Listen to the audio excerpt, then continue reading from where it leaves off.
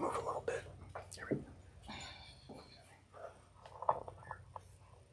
So new to the position, are you new to Yuma too? So me? No, I've been here 27 years. I'm born and raised in Yuma. Almost. We've been here since '92. Almost. My kids are born and raised here. I can see retirement. It's right there. It's glistening. We're coming back. Welcome back to Today in Yuma. I'm Jennifer. And I'm Janice, in for Teresa. Alrighty, joining us in the studio now, we're going to be talking bugs because this is a very important topic. We have Jen Alspach here. She is the Cocopah EPO Director. And we have Richard Cumming III, the Environmental Vector Control Specialist to Environmental Health Division with the Yuma County Public Health Services District.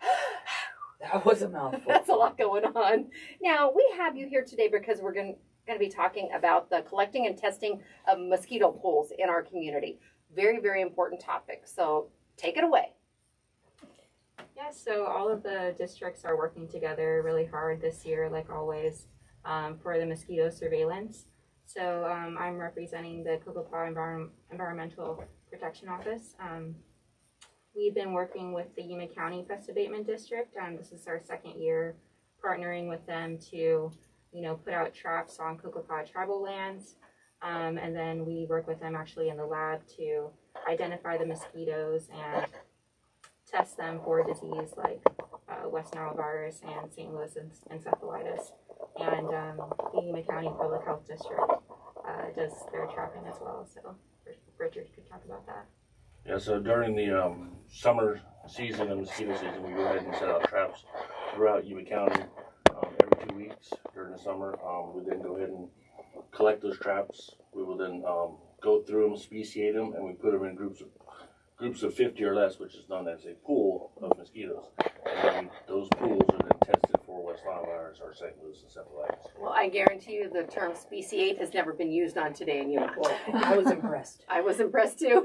Well, one of the things too that people might not really be aware of, again, is the collaboration you mentioned. That's really important because these bugs really don't know boundaries. They're not just going to stop at the edge of the boundaries with Cocopah and go somewhere else. They're just going to be wherever they want. Now, are they more prominent during the summer months? Do we see this issue at all during the cooler months of the year? Well, during the cooler months of the year, we typically do not see the diseases here, although we do see mosquito activity due to we have different species of mosquitoes in Yuma County, and those species are active during different times of the year.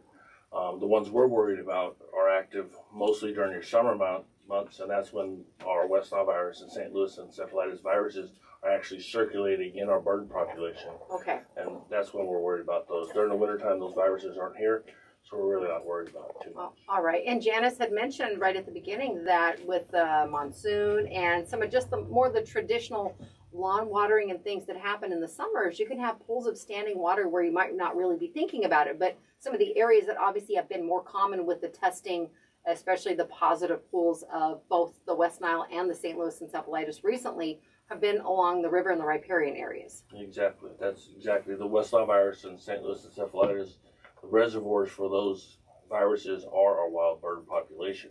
Mm-hmm. So the mosquitoes are actually feeding on these wild birds and circulating the virus between mosquitoes and birds. We then introduce ourselves into these riparian areas along the river for amusement and recreation, and that's when we can, have a tendency to get sick. So we want people to really wear your repellent when you can. Make sure it's EPA approved and follow the directions on the label. Exactly, because you are spending more time on those rivers, and you don't realize all the behind-the-scenes stuff that goes on to keep us safe. Like, I would not have known that they were collaborating and they get colonies of them and then test them, and no, I did not even know that happened. So, and I've been here a long time in Yuma, so you guys are doing a great service to our community to be able to make sure that we can be safe out there, because water is necessary right now. Yeah, and that's, the great thing about being on the show and just getting that message out there that we are working together.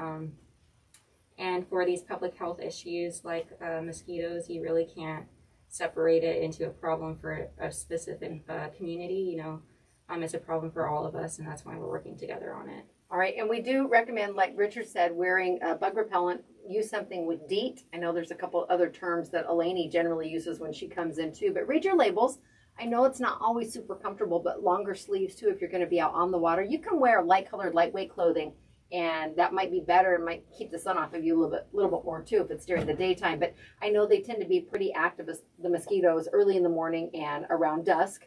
Yes. And you know, those are times that people are out on the waterways all the time here because they want to enjoy it, maybe when the sun's not beating down on them. And especially your individuals that like to fish. Those are the two times they like to go fish. So make sure that you have the protection on. Exactly. I think we do tend to think of mosquitoes as just a nuisance, you know, when we're going out in the evening times, you know, we'll forget our repellent and then just feel like we're dealing with them. But yeah, we really wanted to get that message across to, you know, put on your repellent and just encourage your family members to do the same and take the precautions. Oh, absolutely. Well, one of the things that we had talked about prior, I believe, with Eleni was some of the granules and the drops and the different things that they do to try to eradicate the pests that are out there. And it doesn't affect the fish. It doesn't affect the invertebrates like the dragonflies and stuff. It's specifically targeting certain mosquitoes and airborne things that you don't want. Again, we know those serve a purpose. We talked about bats using mosquitoes as one of their big food sources too. But when these things occur, it's to take care of the bad ones, the ones passing the bad stuff, the larvae. Yes. So that way, Actually, the adults is what we're the after. adults. You want to take out the adult mosquitoes. But we use granular, larvicide to go ahead and treat, so because it's a lot more cost effective and easier to control the larval population than it is the adult population. Oh. Larval population usually it's in the water, there's specific pools of water. It's easier to treat those than when they're adults and are out flying around, and it's just a lot harder. And when it's actually distributed, the granules, it's airborne? Yeah, it's a Dumite aircraft. Okay. I'm just wondering because, we see the different village croppers and the stuff that handles that. Is it a similar manner? It's the same plane. Just they can different stuff. Yeah, there's just a different chemical they put into the plane, and it's mosquito specific for larval only, and it doesn't harm any other aquatic vertebrae or fish or nothing.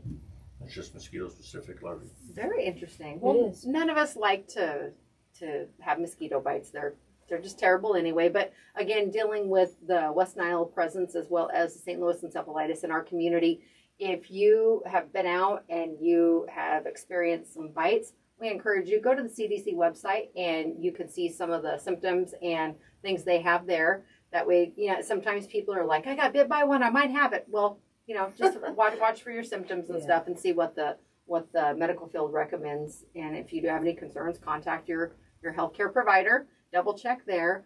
But again, use this opportunity because we do have a chance of showers over the next few days in the Yuma community.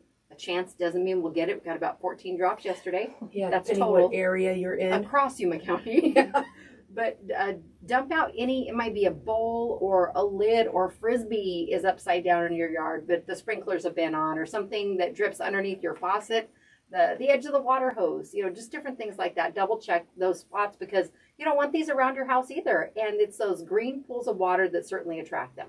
Yes.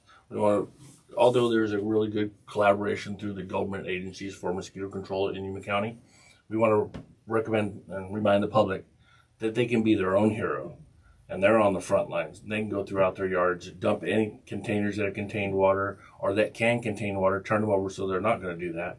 Also, like you said, wear your mosquito repellent when you're visiting the riparian areas along the river or known mosquito places, and just protect yourself and your family. And okay, this might seem like a silly question, but the listeners might think the same thing. As we're getting bit on them, are animals susceptible to them too? Like our dogs, our cats? Some animals are susceptible, although they may get the virus. They don't necessarily develop symptoms. West Nile virus in St. Louis will affect horses, and there are some vaccinations for horses out there, but there are none for humans. See? Take these water containers, make sure that you're doing this in safe, and dump them because you're helping not only the humans, but you're helping. We have a lot of horses in this area. Yes, we do. And I wouldn't have thought that would have affected them. So get rid of all those extra little pools of stuff. And I've seen this comment across social media, different forums and stuff over the years. People have had neighbors or situations in their neighborhood where either the pool hasn't been maintained or they have a fountain or there's something adjacent to them and they want to keep their own family safe too. But again, it's a community thing. It's not specific to your block. We want to make sure everyone's okay. How do people actually go about maybe reporting those? Well, they can call us at call myself or my colleague at the Yuma County Health Department. The number is 928-317-4584. You can report those mosquito breeding habitats such as green pools or maybe you got a water leak in a yard or something.